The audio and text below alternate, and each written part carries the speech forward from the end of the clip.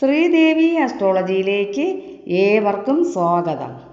മഹാശിവരാത്രി ദിനം മുതൽ 41 ദിവസത്തിനകം ഈ നക്ഷത്രക്കാർ സമ്പന്നരാകും. ഭഗവാൻ ശിവന്റെ പൂർണ്ണ അനുഗ്രഹത്താൽ ഈ 9 നക്ഷത്രക്കാർക്ക് തൊട്ടതെല്ലാം പൊന്നാകുന്ന കാലമാണ്. അപ്രതീക്ഷിത ധനലാഭമുണ്ടാകും.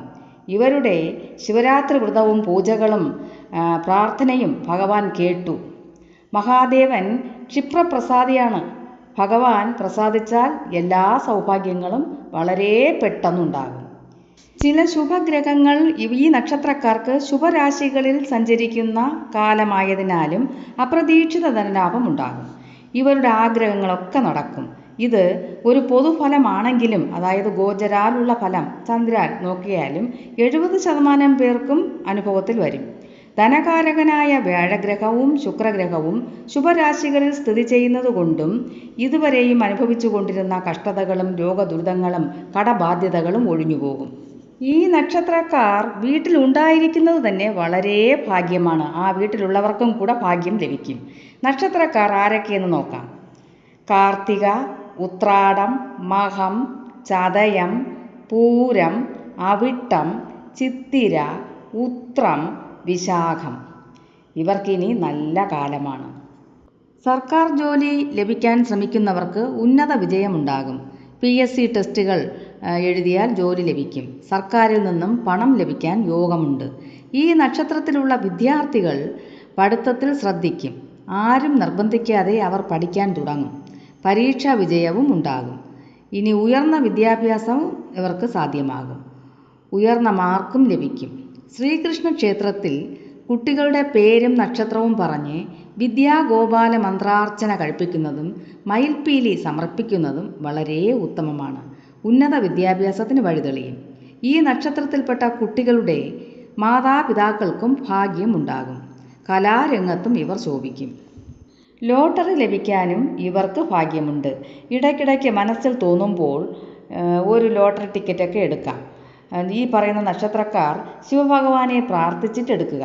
ഭഗവാന്റെ പൂർണ്ണ അനുഗ്രഹം കൊണ്ട് ഈ നക്ഷത്രക്കാർക്ക് എന്തെങ്കിലും ഭാഗ്യങ്ങളൊക്കെ ലഭിക്കാൻ യോഗമുണ്ട്. ഈ ലോട്ടറി അടിച്ചില്ലെങ്കിൽ ശിവരാത്രി മുതൽ 41-നകം മറ്റേതെങ്കിലും അപ്രതീക്ഷിതമായി മറ്റേതെങ്കിലും വിധത്തിൽ ധനം വന്നു ചേരും. നിങ്ങളുടെ നക്ഷത്രം ഈ പറഞ്ഞതിൽ ഇല്ല എന്നിരിക്കട്ടെ, മക്കളുടെയോ കുടുംബാംഗങ്ങളുടെയോ നക്ഷത്രങ്ങൾ ഇതിൽപ്പെട്ടാലും അവർക്കും ഭാഗ്യങ്ങൾ ഉണ്ടാകും. ബിസിനസ്സാണ് നിങ്ങളുടെ ജോലി എന്നിരിക്കട്ടെ, ഉയർച്ച ഉണ്ടാകും. ധനവരവ് വർദ്ധിക്കും. പാഴ്ചിലവുകൾ ഉണ്ടാവില്ല. കച്ചവടം മെച്ചപ്പെടുകയും പുരോഗതി പ്രാപിക്കുകയും ചെയ്യും. കൂടുതൽ അഭിവൃദ്ധിക്കായി ശിവക്ഷേത്രത്തിൽ ഭഗവാന് ജലധാര കഴിപ്പിക്കുന്നതും കരിക്കിൻ വെള്ളം അഭിഷേകം ചെയ്യുന്നതും ഉത്തമമാണ്. വലിയ ഉയർച്ച പ്രതീക്ഷിക്കാം.